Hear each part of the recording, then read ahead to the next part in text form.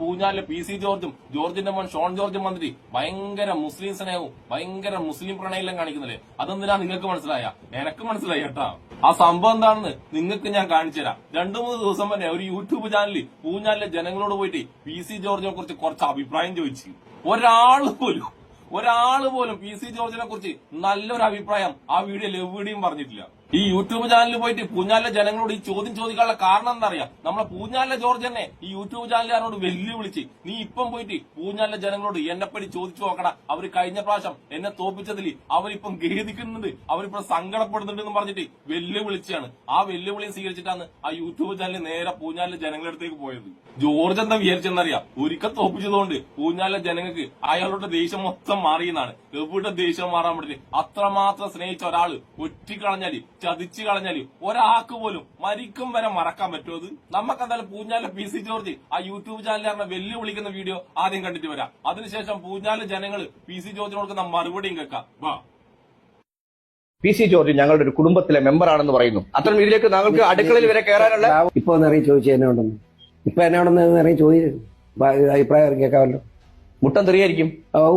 ഒരു കാര്യം പറയാനത് അറിയും. ആ ഇപ്പൊ ഞാൻ അബദ്ധം പറ്റിയെന്നാ പറയുന്നത്. മനസ്സിലായി? പൂഞ്ഞാലിലെ PC ജോർജിനാണോ ആ നാട്ടുകാർക്കാണോ അബദ്ധം പറ്റിയെന്ന് ഇനി വരുന്ന വീഡിയോയിൽ നിങ്ങൾക്ക് മനസ്സിലാവും. ഇങ്ങനെ വെല്ലുവിളിച്ചിട്ട് സ്വയം നാറാനും ഒരു കഴിവ് വേണം കേട്ടാ. അത് ഇന്ത്യയിലെന്നല്ല ലോകത്തെന്നല്ല വേറെ എവിടെയും PC ജോർജിനെ പോലെ അമ്മാതിരി കഴിവുള്ള ഒരാൾ വേറെ ഇല്ല. ഇനി PC ജോർജിന്റെ ഈ വെല്ലുവിളിയും കെട്ടി ആ യൂട്യൂബ് ചാനലുകാരെ പൂഞ്ഞാലിലെ ജനങ്ങളുടെ ഇടയിലേക്ക് അങ്ങ് ഇറങ്ങി. പിന്നെ നടന്നത് ചരിത്രമാണ്. പൂഞ്ഞാലിലെ ജനങ്ങള് PC ജോർജിന്റെ ഇതുപോലെയുള്ള ചരിത്രം ആ ഒരൊറ്റ വീഡിയോയിൽ പറഞ്ഞു തീർത്ത്. നമുക്ക് പൂഞ്ഞാലിലെ ജനങ്ങള് PC ജോർജിന്റെ ചരിത്രം പറയുന്നത് കേട്ടിട്ട് വന്നാലോ? ബാ. ഒരാൾ ചത്തു കഴിയുമ്പോൾ ആ ശവത്തിനെ കുറിച്ച് പിന്നെ നമ്മൾ അന്വേഷിക്കരുത്. അത് ചത്തു കഴിഞ്ഞു, അതുകൊണ്ട് കുഴിച്ചിട്ടു. അതാണുള്ള ഇരാറ്റുവേട്ടക്കാരുടെ അവസ്ഥ. PC ജോർജിന്റെ അവസ്ഥ തന്നെ. PC ജോർജ് കൊള്ളാം, പക്ഷെ നാക്ക് കൊള്ളത്തില്ല. നാക്ക് ചള്ളാം. അതാ ജനങ്ങൾക്കുള്ള ആകെയുള്ള ബുദ്ധിമുട്ട്. ഇപ്പൊ ഞണ്ട് പുറകോട്ട് കിടന്ന മക്കളും പുറകോട്ടല്ലേ നടക്കുള്ളൂ. അല്ലാതെ പിന്നെ ഞണ്ട് പുറകോട്ട് കിടന്ന് മക്കളോട് മുന്നോട്ട് നടക്കണമെന്ന് പറഞ്ഞാൽ നടക്കുമോ? അദ്ദേഹം BJP അല്ല എന്നുള്ളത് BJPക്കാർക്കും അറിയാം, RSS അല്ലെന്നറിയാം. അദ്ദേഹം സത്യത്തിൽ അധികാരത്തിന് വേണ്ടി എന്ത് വൃത്തികേടുകളും വിളിച്ചു പറയുന്ന ഒരു വർഗീയ ഭീകരനാണ് അദ്ദേഹം. ഈ കേരള നിയമസഭയിൽ ഒരു MLA ഫോട്ടോ, പട്ടിയുടെ ഫോട്ടോ വെച്ചത് ഇവന്റെ മാത്രമേ ഉള്ളൂ. ഈ സെൻട്രൽ കൺട്രി വെച്ചതാ. അത്രയും നാറിയാണ്. നമുക്ക് പറയാതിരിക്കാൻ പറ്റില്ല. പറഞ്ഞിട്ട് കാര്യമില്ല. റിപ്പീറ്റ് ശങ്കരൻ കോക്കനട്രി. എനിക്ക് ഇതേ പറയാനുള്ളൂ. അദ്ദേഹം പൊങ്ങി വരുമെന്നുള്ള ജീവിതത്തിൽ ആലോചിക്കാൻ വേണ്ടി അദ്ദേഹത്തിന്റെ മകനും ആലോചിക്കണമെന്ന് ആവശ്യമില്ല. പുള്ളി മത്സരിച്ചപ്പോൾ ഞങ്ങളെല്ലാം വർക്ക് ചെയ്ത ആളാണ്. ഞാൻ CPM-കാരനാണ്. ഞാനെല്ലാം പുള്ളിക്ക് വേണ്ടി വർക്ക് ചെയ്ത ആളാണ്. പുള്ളി ജയിപ്പിച്ചും വിട്ടതാണ്. പുള്ളി ഇനി വീട്ടിൽ തന്നെ ഇരിക്കൂ, അത്രയുള്ള അവസ്ഥയുള്ളൂ. ഇരാറ്റുവേട്ട എന്ന് പറയുന്ന ഒരു സമൂഹത്തെ മൊത്തം വർഗീയത പറഞ്ഞ് മുഴുമുനെ നിർത്തി നാറ്റിച്ച് നിർത്തിയിരിക്കുകയാണ്. പിതാവും മകനും പച്ചക്കള്ളം പറഞ്ഞ് ഇവിടെ വർഗീയത നടത്തുന്നു. സത്യം പറഞ്ഞെങ്കിൽ നമുക്ക് എതിർപ്പില്ല. കേന്ദ്ര അന്വേഷണ ഏജൻസി പോലും പാടെ തള്ളിക്കളഞ്ഞ ലവ് ജിഹാദ് പോലുള്ള വിഷയങ്ങൾ പൊക്കിക്കൊണ്ടുവരുമ്പോൾ അത് ശരിയല്ല എന്ന് സമൂഹത്തോട് പറയേണ്ട ബാധ്യത ഞങ്ങൾക്കില്ലേ? നാളെ ഈ BJPയും ഈ RSSനെയും തെറി പറഞ്ഞു അദ്ദേഹം പുറത്തു വരും, ഉറപ്പാ. അധികാരത്തിന് വേണ്ടി അദ്ദേഹം BJPക്കാരനുമല്ല, RSSും അല്ല. അദ്ദേഹം അധികാരം എവിടെ കിട്ടുമോ, MLA സ്ഥാനം എവിടെ കിട്ടുമോ, മന്ത്രിസ്ഥാനം എവിടെ കിട്ടുമോ അവിടെ പോകും. കേരളത്തിന്, ഈരാറ്റുപേട്ടയ്ക്ക് മാത്രമല്ല കേരളത്തിന്റെ മതേതരത്തെയാണ് അദ്ദേഹത്തെ തകർത്തത്. കഴിഞ്ഞ കാലം മറക്കാൻ പാടില്ല. നമ്മളും ഞാനും നിങ്ങളും ശരിയാണോ? അത് ഒരിക്കലും പറയാൻ പറ്റില്ല. പുള്ളി കഴിഞ്ഞ കാലമെല്ലാം മറന്നുപോയി. ഈശ്വരന്റെ അവസ്ഥ കേരള രാഷ്ട്രീയത്തിൽ നിന്ന് ഇല്ലാതെയായിപ്പോയി, തീർന്നുപോയി. കാരണം BJPയിലോട്ട് രംഗപ്രവേശനം ചെയ്ത് അവിടെ ചെന്നിട്ട് ഒരു യാതൊരുവിധ സ്ഥാനമാനങ്ങളും പുള്ളിക്ക് കിട്ടിയിട്ടില്ല. മകൻ ഏതായാലും ഗുണം കിട്ടി അവിടെ ചെന്നിട്ട്. രാജീവ് ചന്ദ്രശേഖരൻ സംസ്ഥാന പ്രസിഡന്റ് ആയതോടുകൂടി അദ്ദേഹത്തിന്റെ പുറകെ നിന്ന് അദ്ദേഹത്തിന്റെ ചൊൽപ്പടിക്ക് നിന്നുകൊണ്ട് അയാൾക്ക് ഗുണം കിട്ടി. അപ്പന്റെ തലയെ കൂടെ ചവിട്ടി മകൻ മേളിൽ കയറി. മകന് കുഴപ്പമില്ല, അപ്പൻ രക്ഷയില്ല. ഇനി കേരള രാഷ്ട്രീയത്തിൽ PC ജോർജ് എന്നുള്ള നാമധേയം കാണാൻ സാധ്യത കുറവാണ്. എന്തുകൊണ്ട് അങ്ങനെ പറയുന്നു?